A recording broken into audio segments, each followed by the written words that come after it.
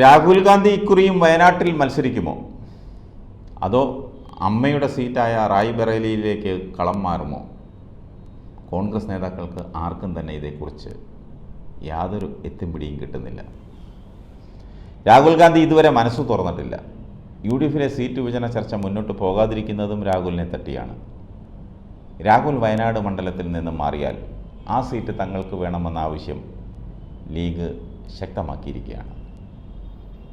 മൂന്നാം സീറ്റ് കിട്ടിയേ തീരൂ എന്ന് കടുംപിടുത്തം പിടിക്കുന്ന ഈ സീറ്റിലെ സാധ്യത കൂടി മുന്നിൽ കണ്ടുകൊണ്ടാണ് ലീഗ് അങ്ങനൊരു നിലപാടിൽ നിൽക്കുന്നത്.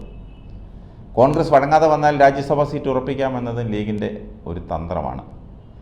സംഘടനാ പ്രശ്നങ്ങൾ ഉയർത്തി കോൺഗ്രസ് ശക്തമായി പ്രതിരോധിച്ചാൽ അടുത്തൊഴിവ് വരുന്ന രാജ്യസഭാ സീറ്റിലാണ് ലീഗിൻ്റെ കണ്ണ്. അധിക രാജ്യസഭാ സീറ്റ് ലീഗിന് നൽകിയ ചരിത്രമുണ്ടെങ്കിലും ഇപ്പോൾ JB മേത്തർ മാത്രമാണ് കോൺഗ്രസിൻ്റെ രാജ്യസഭാ അംഗം. ജോസ് കെ മാണി, ബിനോയ് വിശ്വം, എളമരം കരീം ഇവരുടെ കാലാവധി ജൂണിൽ അവസാനിക്കും.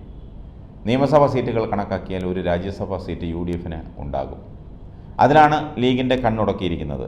നിരവധി പേർ കുപ്പായമിട്ട് നിൽക്കുന്നതിനാൽ ഇക്കാര്യത്തിലൊരു തീരുമാനം ഇപ്പോഴും എടുക്കില്ല.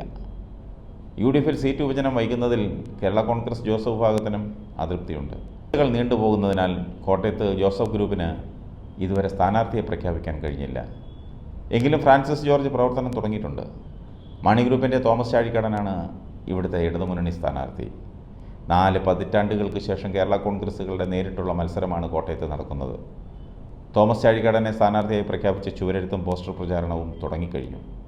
ഇതേ തുടർന്ന് വേഗത്തിൽ സ്ഥാനാർത്ഥിയെ പ്രഖ്യാപിക്കാൻ ജോസഫ് ഗ്രൂപ്പ് നീക്കം ശക്തമാക്കിയെങ്കിലും UDFിലെ സീറ്റ് വിഭജന ചർച്ചകളിൽ അന്തിമ തീരുമാനം വൈകിയിരിക്കുകയാണ്. ഇതാണ് ജോസഫ് ഗ്രൂപ്പിൻ്റെ അതൃപ്തിക്ക് കാരണം. കോട്ടയത്ത് സ്ഥാനാർത്ഥിയെ പ്രഖ്യാപിക്കുന്നതിനായി ജില്ലാ നേതൃത്വം കഴിഞ്ഞ ദിവസം ക്രമീകരണം നടത്തിയിരുന്നു. എന്നാൽ UDF സംസ്ഥാന നേതൃത്വത്തെ മറികടന്ന് പ്രഖ്യാപനം നടത്തുന്നത് ശരിയല്ല. മുന്നണി ബന്ധം വഷളാക്കുമെന്നും കേരള കോൺഗ്രസ് കരുതുന്നു. ഇടതുമുന്നണിയിൽ കേരള കോൺഗ്രസ് മാണി ഗ്രൂപ്പിന് സ്വന്തം നിലയിൽ സ്ഥാനാർത്ഥിയെ പ്രഖ്യാപിക്കാൻ CPM നേതൃത്വം അനുമതി നൽകിയപ്പോൾ UDFിൽ കോൺഗ്രസ് അത്രയും വിശാല സമീപനം കാണിക്കാത്തതും പ്രശ്നം വഷളാക്കുന്നു.